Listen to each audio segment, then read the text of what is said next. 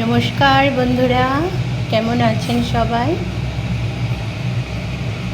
আজকে আমি ভেটকি মাছ নিয়ে চলে এলাম।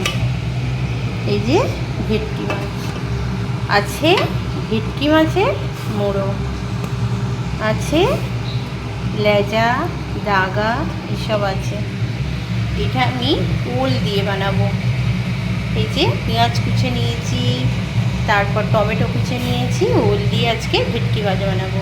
তার জন্য আগে মাছগুলোকে আমার ভেজে নিতে হবে।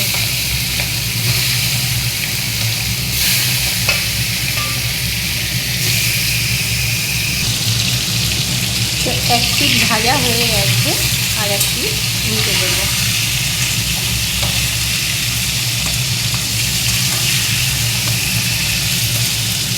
এটা হলো ভেটকি মাছ। তারপরে এই দুটো দাগার লেজাটা ভেজে নেব। এবার এই দাগাটার লেজাটা ভেজে নিলাম।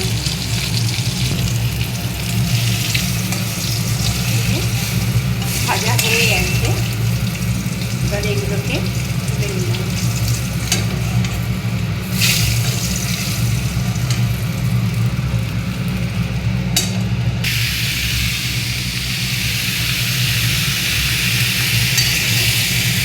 এবার কড়াইতে ওলগুলো দিয়ে দিলাম, পেঁয়াজ দিলাম একটু, এই যে কালো জিরে একটু ফোড়ন দিয়ে, কালো জিরে ফোড়ন দিয়ে, পেঁয়াজ আর টমেটো দিয়ে আমি ওলটা চাপিয়ে দিলাম।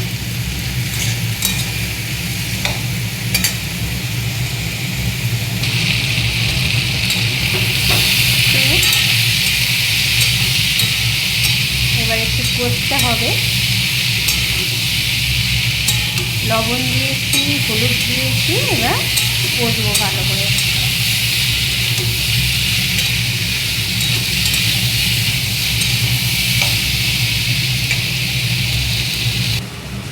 দেখো এগুলো কি বলো তো বন্ধুরা, এগুলো হচ্ছে বিলেতি আমড়া। বিলেতি আমড়াগুলো কেটে রেখেছি। এগুলো এই যে এটা হচ্ছে বিট লবণ। বিলেতি আমড়া খাওয়া হবে, রান্না করতে করতে এগুলো কেটে রাখলাম। একটু কাঁচা লঙ্কা ফেলে দিলাম। আর এই যে কষা হয়ে গেছে, এবার জল ঢেলে দেবো। ওল একটু ভালো করে কষতে হয়, কষলে টেস্ট হয় ভালো।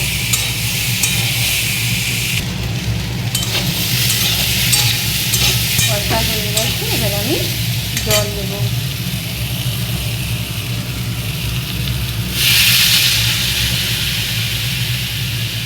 একটু বেশি করে জল দিলাম, ওলটা সিদ্ধ হবে তো ওই জন্য। এবার এটাকে সিদ্ধ হতে দেব।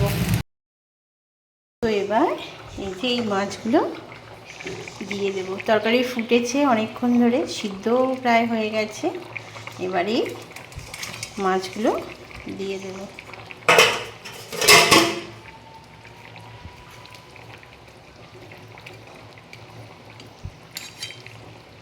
এটা এবার খানিকক্ষণ ফুটতে দেব।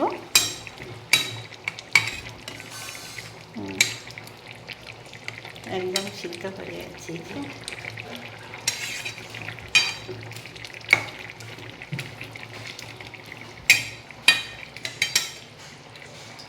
আর একটু ফুটিয়ে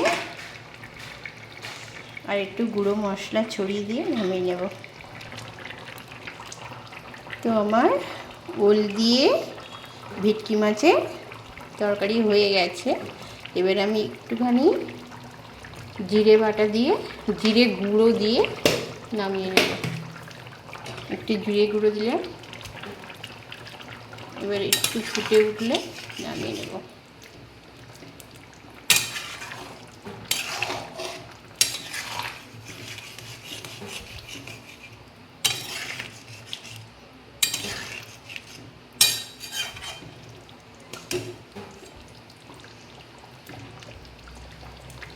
হয়ে গেছে আমার ওল দিয়ে ভেটকি মাছের ঝোল কমপ্লিট। এবার আমি গ্যাসটাকে অফ করে দেব।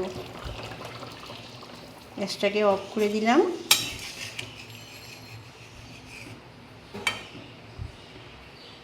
কমপ্লিট। ভালো লাগলে লাইক কমেন্ট শেয়ার করে দেবেন প্লিজ।